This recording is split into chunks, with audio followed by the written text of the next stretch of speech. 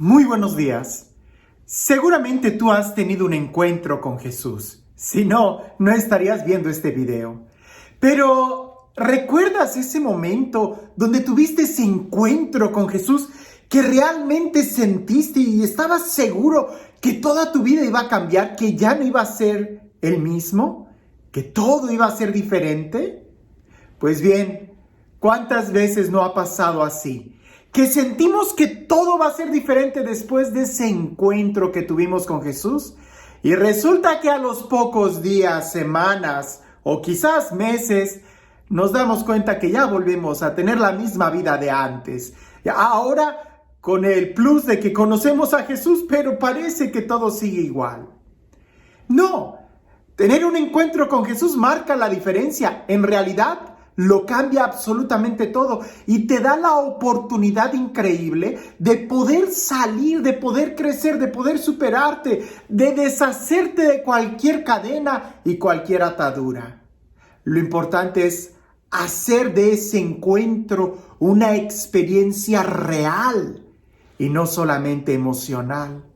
Aunque las emociones son reales también, pero si no lo bajamos a un cambio de vida, a algo que impacte nuestro diario vivir, se quedará solamente como emoción. Y como emoción, tarde que temprano, va a pasar.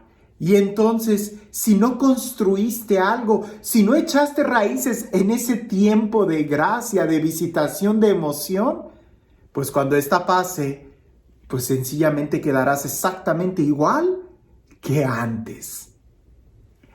Cuando a mí me preguntan después de un retiro, Padre, ¿es real lo que viví? Padre, ¿lo que siento es real? ¿Cómo puedo saber que este encuentro con Jesús realmente va a cambiar mi vida? Yo les digo, observa muy bien qué es lo que estás haciendo ahora. Si tus acciones son diferentes, el encuentro que tuviste con Jesús es real.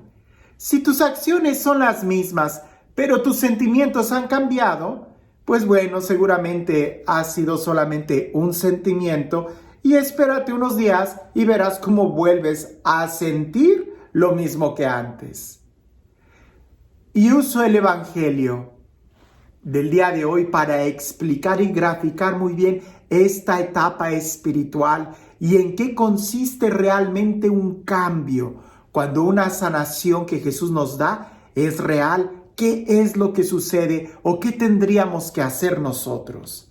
Escucha lo que dice el Evangelio. Presta atención a los detalles, porque ahí, en los detalles, es donde nosotros podemos aplicarlos a nuestra vida el día de hoy. Dice así.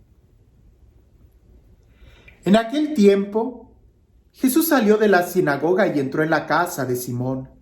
La suegra de Simón estaba con fiebre muy alta y le pidieron a Jesús que hiciera algo por ella.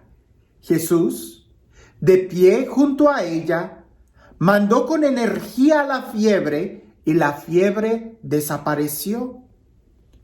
Ella se levantó enseguida y se puso a servirles. Al meterse el sol, todos los que tenían enfermos se los llevaron a Jesús y él, imponiendo las manos sobre cada uno, los fue curando de sus enfermedades. De muchos de ellos salían también demonios que gritaban, «Tú eres el Hijo de Dios». Pero él les ordenaba enérgicamente que se callaran, porque sabían que él era el Mesías. Al día siguiente se fue a un lugar solitario y la gente lo andaba buscando.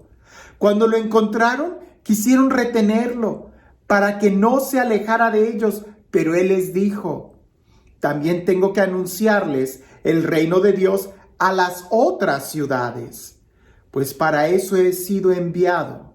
Y se fue a predicar a las sinagogas de Judea. Muchos detalles en este texto. Primero, nos habla muy claramente de que Jesús sale de predicar de la sinagoga. Podemos pensar que esto es continuación inmediata del texto cuando Jesús predica en la sinagoga, que expulsa algún demonio o que haya algún encuentro, pero sale de la sinagoga. como cuando nosotros salimos de misa y nos vamos a comer a la casa de la suegra, a la casa de la abuela, a la casa de los papás. Bueno, ellos van a la casa de Simón Pedro, donde su suegra, la suegra de Simón, está con fiebre. Y le piden que la sane. No voy a repetir otra vez el texto. Lo interesante es que Jesús se acerca, manda la fiebre, así como cuando Jesús se acercó a nosotros y pronunció su palabra con fuerza, con energía. Y en ese momento la fiebre que teníamos, el dolor que teníamos, la angustia que teníamos, el pecado que teníamos, la carga de conciencia, el odio, el rencor, el egoísmo, la apatía, la tristeza, la amargura, todo eso sale de nosotros.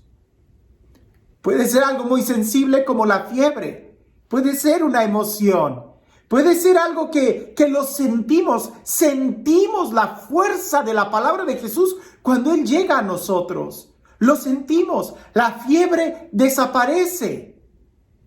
Pero, ¿qué es lo que haces enseguida? Si te vas a seguir quedando en la cama, no dudes que la fiebre vaya a regresar.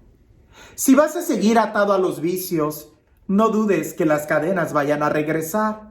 Si no eres capaz de cambiar, de perdonar, de reconocer tu error, no dudes que el odio, que el rencor vaya a regresar a ti. La suegra lo que hizo fue, se levantó.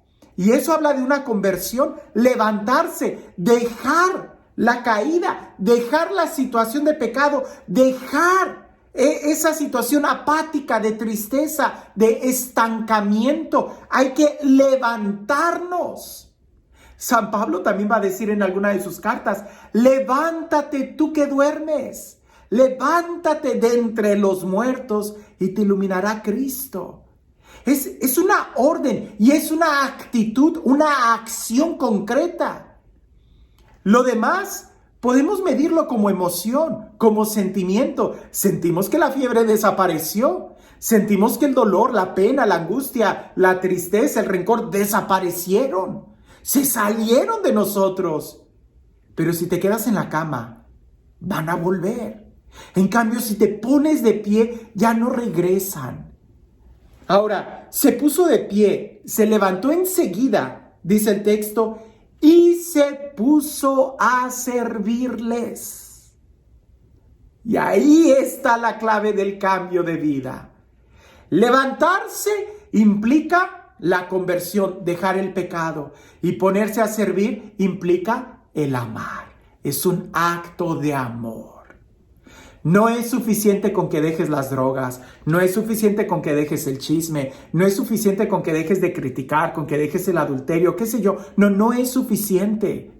Lo que sigue es ponerte a servir al Señor, amar, ¿verdad? Hacer una acción de servicio, de compromiso. Y ahí es donde se sella que sí hay un cambio de vida, que sí hay una conversión, que no fue solamente la emoción de que la fiebre desapareció. Al rato regresa, pero ¿cómo te va a encontrar cuando regrese? En el servicio del Señor, en el camino del Señor, entonces ya no te va a volver a dar. Ahora, esto es interesante, que le trajeron muchos enfermos y Jesús fue muy personal con cada uno de ellos, así como lo fue contigo y conmigo.